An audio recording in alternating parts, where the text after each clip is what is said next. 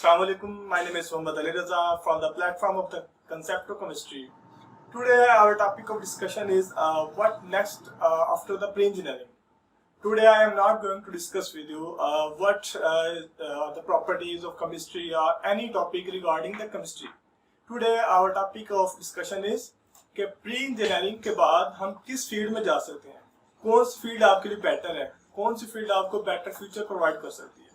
ठीक है, तो उसके लिए हमें मिस्टर जावेद खान ने ज्वाइन किया है। First I thank him for joining us. इससे पहले कि हम अपना सेशन का आगाज करें, इससे पहले मैं आपका जावेद खान का इंट्रोडक्शन कराना चाहता हूँ। मिस्टर जावेद खान गुजरात से बिलोंग करते हैं। आपने एफएससी में 1000 प्लस मार्क्स हासिल किए। उसके बाद पंजाब यूनिवर्सिटी लाहौर से केमिकल इंजीनियरिंग में ग्रेजुएशन की। उसके बाद एमएस कर रहे हैं कॉमर्स यूनिवर्सिटी लाहौर से। और इसी के दौरान ही उन्होंने इंटरलूप, जो कि बहुत अच्छी इंडस्ट्री है टेक्सटाइल के लिहाज से, वहाँ पर उन्होंने ट्रेनिंग इंजीनियर के तौर पर जॉब भी की। और उसके बाद अब रिसेंटली वो लव्स में एज ए लैब इंजीनियर क्या है सर्विसेज प्रोवाइड कर रहे हैं। और प्लस पॉइंट ये है कि जावेद खान फ्रीलांसिंग पर भी ग्रिप रखते हैं regarding it's on field chemical engineering. तो इससे हम बाद हम अपनी डिस्कशन का आगाज करते हैं और उनसे हम क्वेश्चन पूछते हैं, जिससे आपको भी बेनिफिट होगा कि प्री इंजीनियरिंग के बाद आप किस किस फील्ड में जा सकते हैं और कौन कौन सी फील्ड आपके लिए अच्छी अपॉर्चुनिटी प्रोवाइड कर सकती है। सो एक दफा फिर जावेद खान का थैंक यू अदा करता हूँ दैट ही जॉइन अस, और हम डिस्कशन करते हैं जी on the topic of that what next after the pre engineering. तो mister Javed Khan, are you listening? अस्सलाम वालेकुम मोहम्मद अली, क्या हाल चाल है आपके? ठीक ठाक है? अल्हम्दुलिल्लाह, आप सुनाए ठीक है? अल्हम्दुलिल्लाह खैर खैरियत। गुड। सो तो स्टार्ट करें। फर्स्ट ऑफ ऑल स्टार्ट कर दे, लेकिन उससे पहले थैंक यू वेरी मच। जी अपने जी इस सेशन का, बड़े फ्रूटफुल एक सेशन का आपने आगाज़ किया और जी, इनवाइट भी किया, इसके लिए बहुत शुक्रिया। Thank you, most welcome. So mister Javed Khan, मेरा पहला क्वेश्चन आपसे ये है कि how to prepare E cat.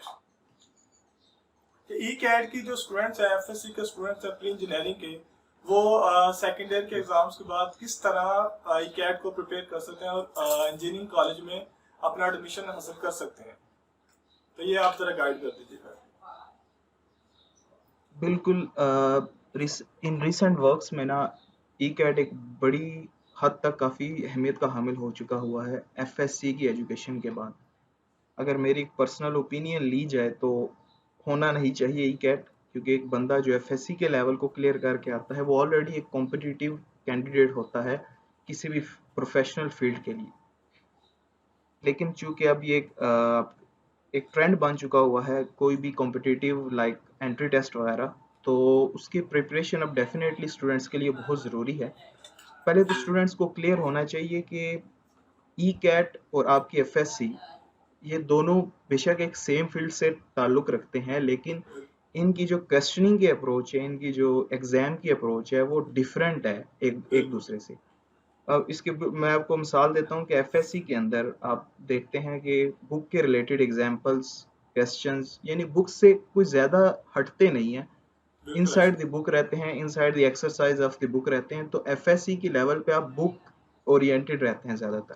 बिल्कुल जब ई कैट में आए तो आपको कंसेप्चुअल ओरिएंटेड होना पड़ता है, आपको कॉन्सेप्ट्स को भी समझना पड़ता है और सिर्फ एक बुक पे नहीं इक्तफा करना पड़ता।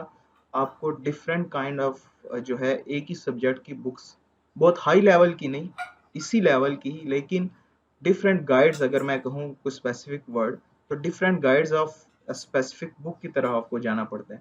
इस बिल्कुल अच्छा। जमन में, इस फील्ड में इस वक्त जो है जैसे देखिए किप्स एक इदारा है जो कि specifically entry test, MDCAT, ECAT, इनकी तैयारी वगैरह करवाता है। तो उनकी अपनी कुछ गाइड्स बुक हैं और वो guides book specifically ECAT के लिए ओरिएंटेड हुई पड़ी हैं, इसलिए उस तरह की गाइड बुक आपके लिए बहुत हेल्पफुल होंगी। Yes. दूसरा ये बेशक मैं मानता हूँ कि ई कैट की जो ट्रेनिंग होती है या जो टेस्ट प्रिपरेशन होती है, इसकी फीस बहुत ज़्यादा होती है ऑलरेडी, तो बिल्कुल हर स्टूडेंट नहीं अफोर्ड कर सकता। इवन मेरे, जब मैं एफएससी क्लियर मैंने की तब भी मैं नहीं इसको मतलब अफोर्ड कर सकता था, लेकिन बिल्कुल किसी भी मैंने फिर भी इसकी जो गाइड बुक्स थी वो किसी ना किसी तरीके से अरेंज की थी और मैंने इसकी तैयारी की थी। अगर आप थोड़े से भी फाइनेंशियली स्टेबल हैं, अफोर्ड कर सकते हैं किप्स की फीस वगैरह को, अब तो किप्स भी कंसेशन वगैरह कर सकते हैं, तो अगर आप थोड़े से फाइनेंशियली बैकफ्लॉ पे हैं, तो मेरे ख्याल से आपको ज़रूर इस तरह के सिर्फ किप्स ही नहीं और भी इदारे हैं, लेकिन आपको ज़रूर ज्वाइन करने चाहिए इसकी तैयारी के लिए। ये नहीं कि आपने एफएससी में अच्छे मार्क्स लिए तो आप ये ना समझे कि अब मैं ई कैट में भी अच्छे मार्क्स ले सकता हूँ। ECAT is a different genre of exam. तो बिल्कुल ऐसा ये ही। चीज़ें इन चीज़ को माइंड में रखना है, और तैयारी का यही तरीका है, अपने बुक्स को आपने दोबारा से रिवाइज करना है। जो गाइड बुक्स हैं जैसे किप्स की हैं उनको करना है। फाइनेंशियली अगर स्टेबल हैं तो किसी ना किसी इदारे को ज़रूर ज्वाइन करें, तभी आप इसमें एक अच्छा कॉम्पीट कर सकते हैं। एक बंदा जिसने एफएससी में अच्छे 900 प्लस 950 प्लस लिए हैं, अगर वो थोड़ी सी गाइडलाइन ले ले इस टेस्ट के हवाले से किसी भी इदारे से 1-1.5 माह में, तो मेरे ख्याल से उसे डिफिकल्टी नहीं होगी ई कैट में सफर पास करने के लिए। Without the joining such institution आप तब भी इनको टैकल कर सकते हैं ई कैट को। मैंने खुद बगैर किसी इंस्टीट्यूट को ज्वाइन करके इसको क्लियर किया था। हाँ, आपकी जो रेशियो होती है मार्क्स की, ई कैट में कम आ जाते हैं आपके, वैसे ज़्यादा होते हैं, या दोनों में बराबर आ जाते हैं, that's depends upon you. Overall जो है रिकमेंडेशन यही है, कोई ना कोई इदारा ज़रूर ज्वाइन करें, उनकी गाइड बुक्स को ज़रूर करें, ताकि आपको ना इस फील्ड के इस ई कैट में आप इन हो सकें। इसकी तैयारी कैसे की जाती है, किस तरह का एक एग्ज़ाम है, तो ये चीज़ें आप कर सकें। बिल्कुल ठीक, बिल्कुल। अच्छा, मैं इधर जब इतना मैं इधर कुछ बातें मतलब ऐड करना चाहूँगा कि अगर तो आपका मतलब कि गोल है कि आपने मतलब कि मेडिकल में जाना है या इंजीनियरिंग में जाना है, तो आपको मतलब ये बेटर है कि आप शुरू से ही एफएससी को कंसेप्चुअली पढ़ना शुरू कर दें। ठीक है, मतलब एक वर्ड है, उसका मतलब समझिए मतलब क्या है। साइंस एक समंदर है, ठीक है, जिसमें जब तक आप गोता नहीं ना लगाएंगे आपको पता नहीं चलेगा कि साइंस क्या रही है। तो ये आपको चाहिए कि आप शुरू से ही एफएससी में कंसेप्चुअल पढ़ना शुरू कर दें। एक तो बात ये है, इससे क्या होगा कि इससे आप जब एंट्री टेस्ट की प्रिपरेशन करेंगे तो आपको बहुत इजी रहेगा। और दूसरा मैं एक और ऐड कर दूं कि मैंने भी जब किप्स मुल्तान से प्रिपरेशन के लिए मैंने गया, तो उधर मैंने मतलब कि बाई चांस ही मैंने कंसेशन के लिए अप्लाई किया, तो लकीली वहाँ पर अपॉर्चुनिटी अवेलेबल थी कि कंसेशन हो सकती है। तो मुझे 20 या 30,000 की बजाय मुझे 10,000 पे करना पड़ा, मतलब जो कि मोस्टली अफोर्ड कर सकते हैं। तो मैंने कहने का मकसद ये है कि आप वहाँ पर एक दफ़ा उनसे अर्ज जरूर करें, उनके रिक्वेस्ट जरूर करें कि हम अफोर्ड नहीं कर सकते तो थोड़ी कंसेशन कर दें। तो फिर एक एप्लीकेशन देते हैं, तो वो आपके अप्लाई कर उसके लिए एलिजिबल हो सकते हैं।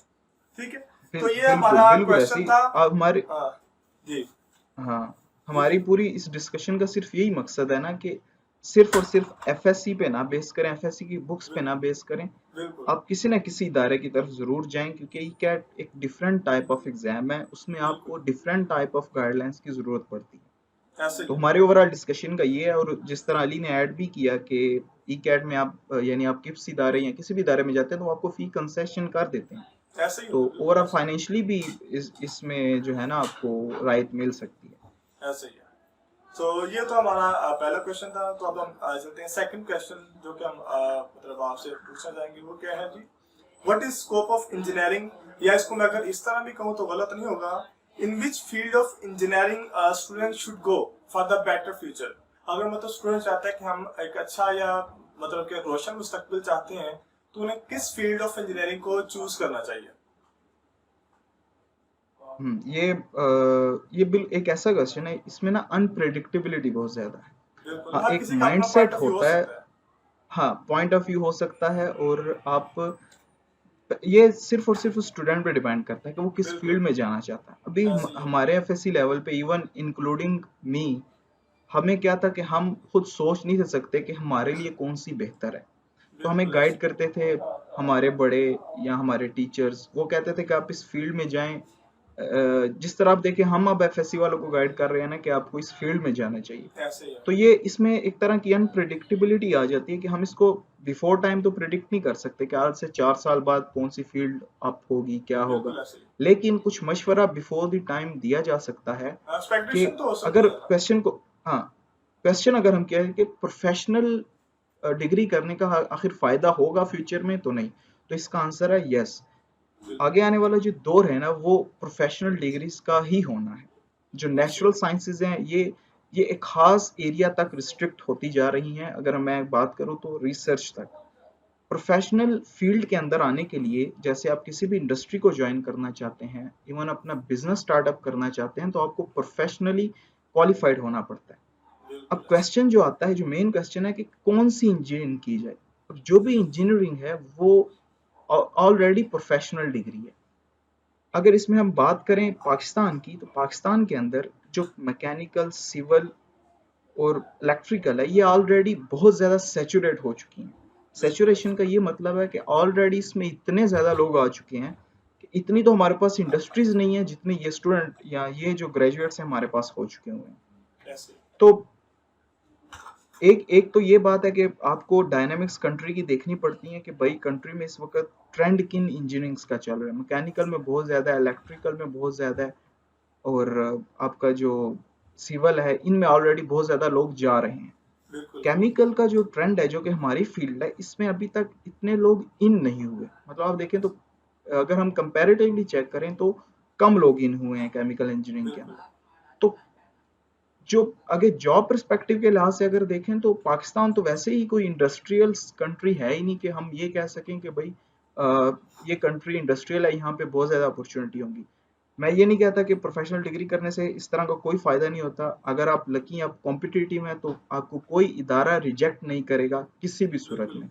मैंने बिल्कुल जब से ऐसा। इंजीनियरिंग की है, 2 मैंने केमिकल इंजीनियरिंग की है, लेकिन मैं अभी तक अल्हम्दुलिल्लाह किसी इदारे से रिजेक्ट नहीं हुआ इस ज़मन में कि मैं कॉम्पिटिटिव नहीं हूँ।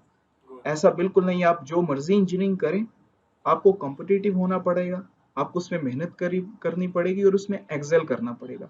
जब आप उसमें बिल्कुल। एक्सेल करेंगे, देन आप उसको, उस फील्ड में आप चैंपियन जब होंगे, तो आपको कोई रिजेक्ट नहीं करेगा। आप हाँ इलेक्ट्रिकल में हो जो ऑलरेडी सैचुरेट है, या हाँ आप केमिकल में हो जिसमें अभी बहुत कम लोग हैं। बिल्कुल ऐसा। लेकिन आपको इन सब चीज़ें ज़रूर देखनी चाहिए।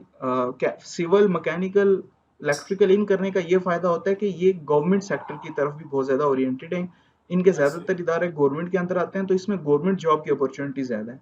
केमिकल के अंदर ऐसे। चूँकि गवर्नमेंट के इतने इदारे नहीं हैं, इंडस्ट्री ज़्यादातर प्राइवेट है या सेमी गवर्नमेंट है, तो आपको प्राइवेट जॉब्स की तरफ ज़्यादा प्रेफ़रेंस दी जाएगी।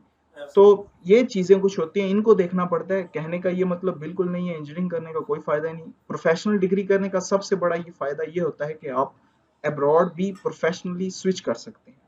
आप गल्फ़ कंट्रीज़ के अंदर काम कर सकते हैं, इंडस्ट्री के अंदर, आप बिल्कुल। यूरोप में काम कर सकते हैं। अगर आप हाईली कॉम्पिटिटिव हैं, आपके पास कुछ अरसे का एक्सपीरियंस आ चुके हैं, तो जब आप इन प्रोफ़ेशनल डिग्री के बाद जब आप अपने आप को कैलकुलेट करते हैं ना, तो आप दूसरों से आपको बहुत बहुत ज़्यादा आप अपने आप को डिफरेंशिएट देखते हैं। बिल्कुल आप ऐसा। देखते हैं कि यार मैं तो एक यूनिवर्सिटी लेवल पे भी जा सकता हूँ, मैं तो अब्रॉड भी जा सकता हूँ, मैं तो अपनी कंट्री में भी काम कर सकता हूँ। तो ये कुछ ऑप्शंस हैं जो आपके सामने क्रिएट हो जाती हैं।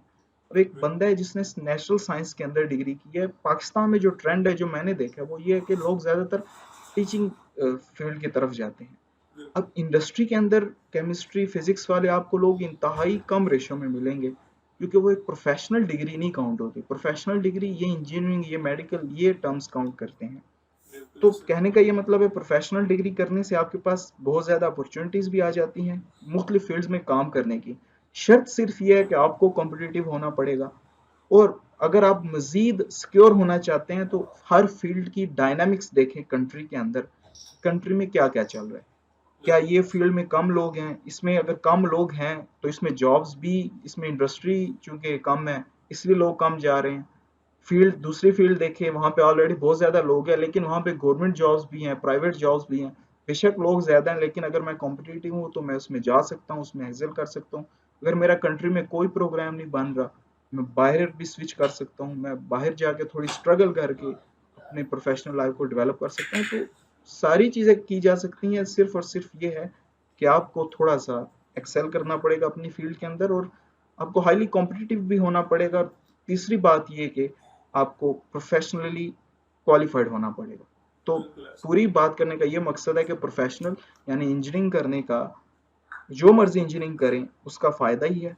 सिर्फ आप अपने, जब आप 2-3 साल बाद देखें कि कंट्री में कौन सी फील्ड ज़्यादा इन है, टीचर से बात करें, यूनिवर्सिटीज़ कहीं विजिट्स करवाती हैं कि भाई आके हमारी यूनिवर्सिटी का विजिट करें, तो देखें कौन सी फील्ड में ज़्यादा लोग हैं, उस फील्ड की क्या खसूसियत है, उस किसकी तरफ जॉब ट्रेंड जा रहा है, आने वाले फ्यूचर में किसकी तरफ जॉब ट्रेंड जाएगा। तो इन चीज़ों को देख के आप फील्ड डिसाइड करें, और मोस्ट इम्पोर्टेंटली आप अपना इंटरेस्ट भी देखें कि आप किस बिल्कुल। फील्ड में ज़्यादा इंटरेस्ट रखते हैं। जिस फील्ड में आप ज़्यादा इंटरेस्ट रखेंगे, आप उसमें ज़्यादा एक्सेल करेंगे, उसमें आप कभी भी पीछे नहीं जाएंगे। और अगर आप बाई चांस या अनफॉर्चुनेटली आप अपनी इंटरेस्ट वाली फील्ड में नहीं गए, देन आपको जो भी फील्ड मिली है आप उसमें एक्सेल करें, आप उसमें मेहनत करें। मेरा दिल था मैं केमिस्ट्री में अपना बीएस करूं, लेकिन मैंने बाई चांस मैं केमिकल इंजीनियरिंग में आ गया, लेकिन उसका ये मतलब नहीं था कि मैं केमिकल इंजीनियरिंग बिल्कुल नहीं पढ़ूंगा। मैंने उसमें हार्ड वर्क किया, उसमें अपने आप को लाइक मैनिपुलेट किया, और बिल्कुल ये क्वेश्चन अल्हम्दुलिल्लाह भी हम मैंने तो अभी पूछेंगे। तक इसका नुकसान नहीं देखा। ये क्वेश्चन भी मैं नेक्स्ट पूछूंगा कि अगर कोई बाई चांस किसी फील्ड में चला गया तो उसको फिर कैसे वहां पर मतलब एडजस्ट हो सके कि वो फिर भी फ्यूचर को ब्राइट कर सके। ओके, आई सी। बिल्कुल, ये इसी जी इसी की तरफ मैं आ रहा था। जी इसमें इसमें ये है कि देखें, जब आप किसी भी फील्ड में बाय चांस चले गए हैं ना, सबसे पहले तो कोशिश करें। फॉर एग्जांपल आप केमिकल इंजीनियरिंग में जाना चाहते थे, लेकिन आपका इलेक्ट्रिकल में एडमिशन हो गया। बिल्कुल अब इलेक्ट्रिकल कर रहे हैं, 1 साल आप मजीद अपने आप को टाइम दें, क्योंकि जो किसी भी इंजीनियरिंग का पहला साल होता है ना, वो कंपैरेटिवली उसके बाकी 3 इयर्स के निस्बत वो ना बड़ा आसान होता है, और इतना प्रोफेशनली ओरिएंटेड भी नहीं हुआ होता कि उसमें कोई इतने मुश्किल सब्जेक्ट्स हों या फील्ड रिलेटेड सब्जेक्ट्स हों। बड़े जनरल से स्पेसिफिक से साइंस का सब्जेक्ट्स होते हैं। तो आपके पास एक ना टाइम होता है, आप उस टाइम के अंदर ना दोबारा एक ट्राई जरूर दें। 1 साल के बाद या 1 साल के दौरान आप एक दफा जरूर अपने इंटरेस्ट के लिए ट्राई दें। नेक्स्ट ईयर लाजमी कि मैं दोबारा ही कैट देता हूँ, मैं दोबारा अच्छे मार्क्स लेता हूँ, मैं दोबारा केमिकल के लिए ट्राई करता हूँ। तो देखें क्या आप वाकई दोबारा क्वालिफाई करते हैं कि नहीं। अगर खुदा न खास्ता आप क्वालिफाई नहीं कर पाते दोबारा, देन आप जिस फील्ड में हैं उसी को कंटिन्यू करें। लेकिन अगर आप क्वालिफाई कर जाते हैं, देन आप स्विच कर लें, क्योंकि 1 साल का ड्यूरेशन मानता हूँ कि आपका एक टाइम ज़ाया हो गया, लेकिन उसमें यह कि आपका एक इंटरेस्ट भी तो है, जिस फील्ड के अंदर आप उसमें चले भी गए हैं, उसे जिस फील्ड में आपका इंटरेस्ट है आप उसमें इन भी हो गए हैं, आप वहाँ पे आप अच्छी तरीके से एक्सेल करेंगे, वो चीज़ें आपको इजीली समझ आना शुरू हो जाएंगी।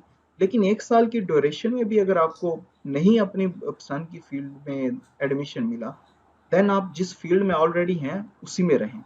अगला क्वेश्चन जो कि मेन है कि इस फील्ड में रहें किस तरह।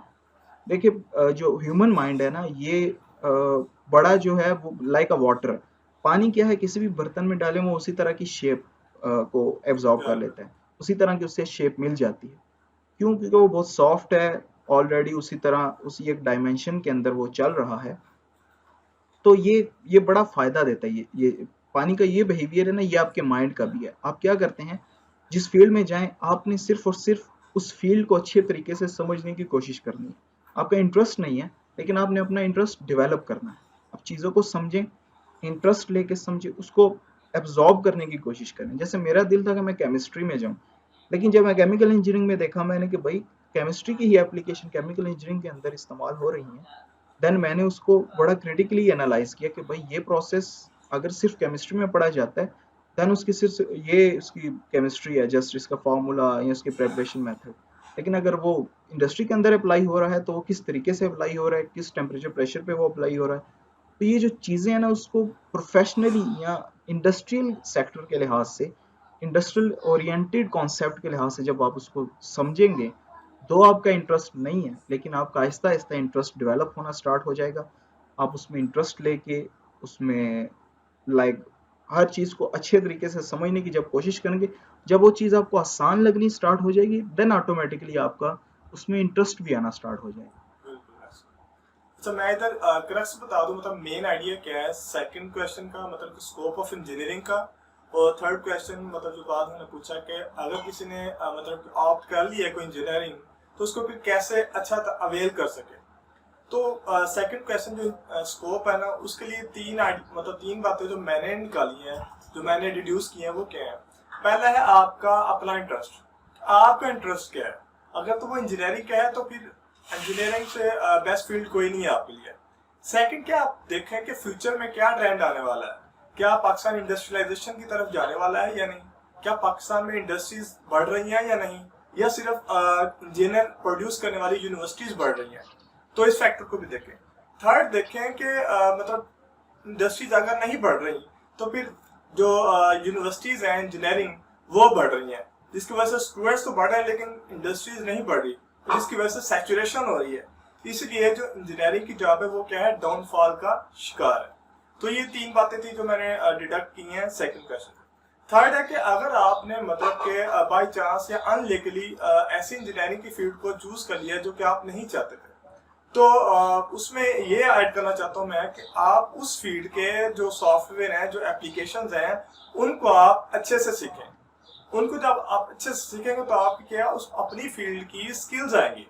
मतलब जिस तरह केमिकल इंजीनियरिंग की स्किल्स देख लें, एस्पन आईसीज है, कैमकैड है, इस तरह के और सॉफ्टवेयर हैं। तो अगर आप केमिकल इंजीनियरिंग में ही अनलकीली आ गए हैं या आप लकीली आए हैं, तो आप इसके सॉफ्टवेयर्स को ग्रिप करें, जिससे आपको क्या बेनिफिट होगा, जॉब भी मिल सकती है आपको, और अगर नहीं भी मिलती तो ये फिर भी आपको बेनिफिट देंगे। ठीक है।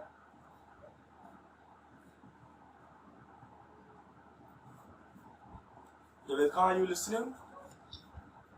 Yeah, I am here. Okay. So next question पे चलते हैं। What do you think about the trending online earning hashtag scope of engineering in that field? मतलब कि फ्रीलांसिंग जिस तरह कह लें कि उसमें इंजीनियरिंग का क्या रोल है, मतलब क्या स्टूडेंट्स इंजीनियरिंग के सॉफ्टवेयर या एप्लीकेशंस को सीख के फ्रीलांसिंग से अर्न कर सकते हैं अगर जॉब नहीं भी मिलती तो इसके बारे में गाइड करते हैं जरा। अच्छा, ये जो ऑनलाइन अर्निंग का एक ट्रेंड स्टार्ट हो चुका है ना, ये एक तरीके से ना ये बड़ा फ्रूटफुल है। इसमें ये है कि आपके लिए आपको इसमें ज़रूरी नहीं है कि आप किसी भी इंडस्ट्री में जॉब कर रहे हैं या कोई भी आपके पास कोई एक्सपीरियंस है। मेन चीज़ है आपके पास एक स्किल होनी चाहिए, और इसका कतई ताल्लुक इस चीज़ से नहीं है कि आपने आगे इंडस्ट्री जाना है, आपने आगे फर्दर हाई स्टडीज़ करनी है। ये आपकी एक स्किल के ऊपर डिपेंड है, आपके एक टैलेंट के ऊपर डिपेंड है कि आप किस तरह की सर्विसेज जो हैं वो प्रोवाइड कर रहे हैं ऑनलाइन। फॉर एग्जांपल, मैं केमिकल इंजीनियरिंग हूँ तो मैं सिमुलेशन की सर्विसेज प्रोवाइड करता हूँ डिफरेंट इंडस्ट्रीज़ को। डिफरेंट इंडस्ट्रीज़ या इंडस्ट्रियलिस्ट जो होते हैं वो कांटेक्ट करते हैं कि हमारा ये प्रोसेस है फ्यूचर का, हम इसको चेक करना चाहते हैं कि इसकी फिजिबिलिटी है कि नहीं। मैं उसको सिमुलेट करता हूँ, मैं उसका कुछ इकोनॉमिक एनालिसिस वगैरह करता हूँ, देन मैं उसको बताता हूँ कि भाई आपका ये फ्यूचर प्रोजेक्ट आपको इतनी वर्थ में पड़ रहा है, ये वो सारा एक ब्ला ब्ला जो ये चीज़ें हैं उनके साथ डिस्कस की जाती है। अब ये क्या था, ये एक स्किल थी जो मैंने ड्यूरिंग इंजीनियरिंग सीखी थी और मैं उसको अब इम्प्लीमेंट कर रहा हूँ। अब ये मेरी स्किल है और ये मैं आगे इसको आप क्या ना सेल कर रहा हूँ। तो आप जो भी स्किल सीखते हैं आप उसे ऑनलाइन सेल भी कर सकते हैं, और उसके लिए कोई ज़रूरी नहीं है कि आप किसी इंडस्ट्री में काम करें।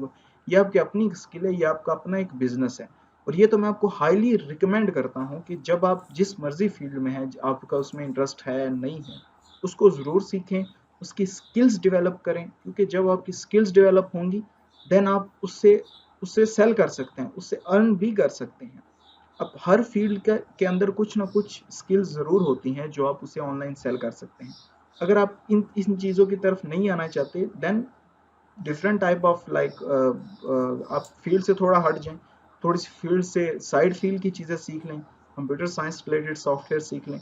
मैं खुद बजाते खुद इन चीज़ों में इंटरेस्ट रखता हूँ, लाइक आर्टिफिशियल इंटेलिजेंस, मैं इनको भी सीखता हूँ और मैं उसे अपनी फील्ड की तरफ भी स्विच कर रहा हूँ ऐसा ऐसा कि केमिकल इंजीनियरिंग के अंदर भी आर्टिफिशियल इंटेलिजेंस को अप्लाई कर दो कि वो कंप्यूटर साइंस का एक सब्जेक्ट है, लेकिन मैं उसे केमिकल इंजीनियरिंग के अंदर भी अप्लाई करने जा रहा हूँ क्योंकि वर्ल्ड में आजकल ये चल रहा है। तो कहने का ये मतलब है कि अगर आप ऑनलाइन काम करना चाहते हैं, अगर आपको नहीं है, तो एक तो है कि आपको फील्ड के रिलेटेड स्किल्स आनी चाहिए। अगर आपको उसमें नहीं इंटरेस्ट, आप कहते हैं कि यार फील्ड के रिलेटेड तो चलो मैं प्रोवाइड करता हूँ, तो आप ऑफ द फील्ड सीखें। और उसमें कतई ये मतलब नहीं है कि आपकी जो फील्ड है वो कम है या उसका कोई पोटेंशियल ही नहीं है। मिसाल के तौर पे मैंने केमिकल इंजीनियरिंग में सर्विसेज प्रोवाइड कर रहा हूँ, लेकिन मैं कह रहा हूँ मैं आर्टिफिशियल इंटेलिजेंस सीख लूँ, तो इसका कतई ये मतलब नहीं है कि कंप्यूटर साइंस एक अच्छी फील्ड है और केमिकल इंजीनियरिंग एक बुरी फील्ड है। वो सिर्फ और सिर्फ आपका एक बिजनेस है। आप कहते हो कि मैं इसको एक्सपेंड करना चाहता हूँ, मैं मजीद कुछ स्किल्स सीख के उनको सेल करना चाहता हूँ, हाँ वो किसी भी फील्ड की हूँ। अगर आपकी अपनी फील्ड की है देन वेल एंड गुड, आपने तो 4 साल उसमें स्टडी की है, आपने उसको अच्छे तरीके से उसमें कॉम्पिटिटिव अपने आप को बनाया है, तो आप उसको इजीली सेल कर सकेंगे। अगर आप ऑफ द फील्ड सीखेंगे, आपको थोड़ा सा टाइम देके चीज़ों को सीखना पड़ेगा, लेकिन आप सीख जाएंगे और अल्टीमेटली आप उनकी सर्विसेज प्रोवाइड करेंगे। और ये मैं हाईली रिकमेंड करता हूँ कि आप ऑनलाइन अर्निंग की तरफ ज़रूर जाएं। तो सिर्फ फ्रीलांसिंग एक फील्ड नहीं है, फ्रीलांसिंग के अलावा भी कई फील्ड्स होती हैं जैसे ऑनलाइन सेलिंग होती है, आप वर्चुअल असिस्टेंट के तौर पे काम कर रहे हैं, आप किसी भी कंपनी के लिए एज असिस्टेंट के तौर पे काम करते हैं अपनी सर्विसेज के अंदर, तो ज़रूर ऑनलाइन ट्रेंडिंग की तरफ जाएं। अपनी डिग्री के दौरान स्किल्स को जो है सीखें, देखें मार्केट में मेरी फील्ड के रिलेटेड कौन कौन सी स्किल्स सेल हो रही हैं फ्रीलांसिंग बिल्कुल। में, या वैसे as a V virtual assistant, या वैसे किसी भी कोई भी प्रोडक्ट्स अगर आप सेल करना चाहते हैं, तो जो ऑनलाइन अर्निंग का जो तरीका है उनके डिफरेंट जो मेथड्स हैं उनको ज़रूर देखें। अपनी फील्ड के बिल्कुल दौरान ऐसे। स्किल्स को देखें कि ये स्किल्स होनी चाहिए, इसको मैं सेल करूंगा। अगर मैं स्किल नहीं सेल करना चाहता तो मार्केट के अंदर ये प्रोडक्ट्स चल रही है, मैं इन प्रोडक्ट्स को सेल कर दूंगा। मैं एज अ वी काम करूंगा, अपनी कम्युनिकेशन स्किल्स डेवलप करूंगा, लोगों के साथ कम्युनिकेट करना सीखूंगा। तो ये चाहे ऑफ द फील्ड हूँ चाहे ऑन द फील्ड हूँ, मैं ये चीज़ें ज़रूर सीखूंगा और इससे मैं ऑनलाइन अर्निंग करूंगा।